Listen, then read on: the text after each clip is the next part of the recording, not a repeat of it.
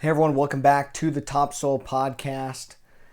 Been a really busy time for Trent and myself, but hey, we're gonna try to pick this back up and get you guys some more content going on. Today's episode is definitely brought to you by this beer. So, cheers to that. Thanks for the sponsorship, Brady, my buddy with Anheuser-Busch. Just kidding, we're not sponsored by Anheuser-Busch, but if they wanted to sponsor us, that'd be pretty cool. But anyway. So, a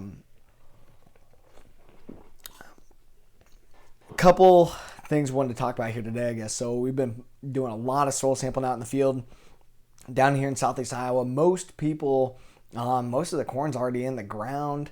There's definitely some soybeans to be put in still, but pretty much everything, guys have a big jump on stuff.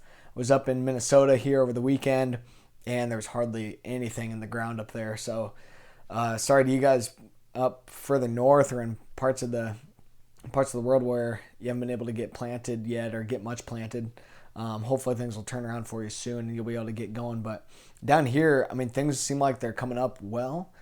Corn that we were looking at today looked pretty good, and soybeans also are coming up and looking awesome. We had some pretty bad wind and rain and some hail even come through last night or yesterday, and then here over the weekend, and a couple different storms kind of coming through, and looks like there might be some more. I'm sure there'll be more, coming, of course, in the future too. And but out looking at stuff today, and there's definitely some very noticeable differences between corn that was planted into soybeans, or planted into cover crop. Excuse me, corn planted into cover crop is not torn up. It's not tattered like the corn that's doesn't have that protective kind of covering, not necessarily over it, but around it. And that corn is looking healthier, and it's not getting some of those early influences and early setbacks, I guess, that some of the corn that is just kind of standing out there on its own is getting. So that was interesting to see. And I mean, you can see on some of my pages and stuff on Facebook or Twitter of what we were planting into, some of the corn we were planting into, and that stuff looks awesome. And with our planter all set up, we were able to just cut straight through green standing rye. You're not supposed to be able to do that. We did it, and it works. It looks awesome. And we'll keep posting a lot of pictures of it and keep looking and stuff and see how things shape out. But so far, it looks great. So interesting to be able to experiment more with planting into cover crops. It's only our third year ever using cover crops on our farm, and we're able to plant into them. And of course, with soybeans, no big deal. But with the corn, there's a lot of risk to that. But we've made it work really well, and even in 3 years. So pretty awesome. Wanted to talk today about quantifying soil health and how do we look at soil health at scale, and what does that mean to different groups of people. How do we look at soil health as a farmer, and for my clients as a crop consultant? What do my farmers want to look at as far as soil health? What about when you're purchasing land or investing in land? What are some of those parameters that you want to look at? And then on a larger scale than that too, what's the government groups or non-government groups wanting to look at in the soil? What are they wanting to track that is going to influence the global impact? They're really looking at carbon sequestration, basically taking CO2, of course, out of the atmosphere and harboring it in the soil, which means you can do that through improved biological activity and improving organic matter and structure and whatnot, organic carbon. And but anyway, so starting with the farmers, and for me, when I go out there and looking at soil health, I want to know, okay, where's my biological activity at right now? Okay, so that's going to be greatly influenced by the weather and whatnot. That's where we're pulling soil samples weekly to try to figure that out. So I want to know, like I said, where's my biological activity at right now? I want to know what are my nutrients that are available right now, especially my available nutrients being the nitrate, ammonium, and of course I want my P and K and phosphorus, potassium, micronutrients, all that as well. where am I sitting right now in the growing season when it actually matters what's available. So we want to be able to get a snapshot of those nutrients and of the biological activity. Next, I want to know, okay, there's my biological activity today when I pull that sample. Now, how is that biological activity going to change? What else is it going to give me? What is that biology going to feed my microbes or feed my crop? And that's what it's all about, is the crop microbial interactions. That's what we have to get working together and foster that relationship that millions of years have brought about. And yeah, we've done a lot to change that, I think, here over the last couple of decades. So we're influencing that a lot, but those base interactions are still there. And we need to help to foster those and get those back. So like I said, so now we know where our nutrients are today, or available nutrients. We need to know, where's my biological activity at today. Now I want to know, where is my microbe food at today. That's my organic carbon. Microbes eat simple sugar. That's what they're after. In order to eat simple sugar, they have to have basic nitrogen, basic nitrogen, because nitrogen produces amino acids, or is used to form amino acids. Amino acids are used to form protein. Protein is used to form enzymes. And the microbes utilize those enzymes to break down the carbon into simple sugars that they can eat. So they have to have very simple food to begin with. So somebody else a lot of times has to eat it first, or has to at least break it up into smaller pieces. That's why having insects and having the chewers and the grinders and all that also in the field is super important. But anyway, so we're breaking that down now, that we can actually look at, where's my organic carbon at. That's what they're actually going to be able to eat.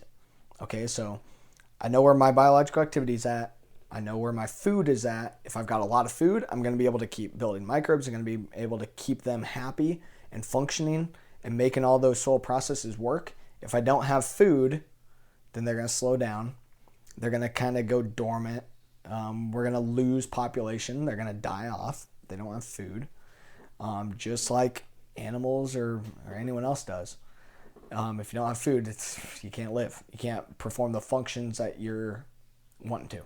So now if we know where our nutrients are at, where our biological activity is at, where our carbon is at, where our food is at, now we can look at, okay, what is still to come through the growing season, and what can I bank on? Because then I can change my nutrient practices based on that. I can change my in-season applications based on what should be coming available, driven by the weather. So with that, we're looking at those balances in carbon and nitrogen. I think it's also going to be really interesting to keep looking at fungal and bacteria balances and other microbes as well, like protozoa and nematodes, to look at how are the bigger guys eating the little guys, and what is coming out their back end and being plant available, and how do those nutrient processes work and those nutrient cycles work. We can quantify those things now. Like I said, using the Haney test to be able to do a lot of that. So that's what I'm interested in with, as a farmer looking at soil health, is I want to know, okay, where's my nutrients at? Where's my biological activity at? I need to know my physical parameters too. I can go out there, I can see a lot of that. I know how to improve physical parameters. We know that we need to reduce tillage. We know that we need to get covers out there. We know we need to get some more diversity going. That we got a long way to go on a lot of those things. But we can improve nutrients and biological activity really rapidly, and looking at products to be able to help us to do that. So that's what I'm interested at as a farmer, being able to look at basic chemical parameters, basic biological parameters, and going out there and looking and testing out my physical parameters in the soil, put together my plans to be able to build upon those parameters. I think to look at this in a deeper level, now we really dig into what specific microbes are out there in our soil. How do we change those specific communities? Where's my good guys at? Where's my bad guys at as far as concentrations and balances in the soil? We need to look at calcium and magnesium and some of those molecular balances in the soil, taking things to a higher level. So interested in getting feedback from you guys too on, okay, what are those parameters that you're looking at when you're, this big buzzword on soil health. We need to be able to go out there and quantify that and track it easy, cheap, and very consistently over time to track and make sure we're going in the right direction, but not just going in the right direction. We know how to get to the right direction. Like the basic principles of soil health are not rocket science. So we know how to improve soil health over time. We know how to do that kind of stuff. It's not rocket science, like I said. But in order to make the long-term improvements, we have to be able to pay for this stuff in the short term. And I think we can do that by optimizing those available nutrients, optimizing nutrients that are going up into the crop versus being lost to the water. And we can improve biology along the way to help to do that, thus giving us the improved long-term benefit and speeding up some of those long-term benefits. How do we get to better structure, better water holding capacity, better organic matter? How do we get to those things quicker? And I think we can. So interested in what you guys think about that and what you're doing to see where you at and how do you improve. And there's other things coming that are super in-depth, very scientific tools to utilize to help look at soil health. But I think we got to keep it pretty simple, on a farmer end. What can we actually change? What can we actually influence? That's nutrients, that's biology, day-to-day biology. And then we can utilize the basic principles of soil health to get those long-term improvements as well. So wanted to see what you guys' thoughts are, I guess, on all that. Send us some of your cover crop, soil health pictures and whatnot, what you're doing out there this year. We're already talking about getting cover crops planted for this fall. We're going to be spreading on a bunch of stuff over the top. We got guys drilling cover crops in. Some cover crops are already in the ground, and guys are getting very creative. It's awesome to see. This stuff is moving quick. So utilize, make sure that you're experimenting all the time, always changing and documenting those experiments and documenting what you're learning and learning from each other and helping out your neighbors and whatnot as well, and helping out those around you, and scaling that up by sharing what you're learning on social media. We'd love to help tell that story as well. So we're going to keep ramping up and helping to tell that story about more people, but we'll get back in with Trent and see what he's been looking at over the last couple of weeks, and we'll keep you guys posted on what all is going on in soil health. But right now it's looking at those soil testing methods and being able to trace that over time. Getting into this spring is a great time to be able to go out there and take soil health tests. Make sure that you have good soil conditions. Note that stuff. Look at where, good soil moisture, not too dry, not too wet, decent soil temperature, decent last couple of days of weather to get you a good, consistent look at your soils. Okay, so do it very consistently. Sample multiple spots throughout your operation on the same day. Send them in right away. Don't hold on to them. Things change way too much. It's a dynamic system. Those soils change. So go out there, take some samples, see where you're at. We'd love to help out as well. Let me or Trent know, and we can definitely get you helped out. So, but the point is getting started and see where you're at, and let's help each other improve together. So, thanks for watching, and stay tuned for much more coming from the Topsoil Podcast. Thanks.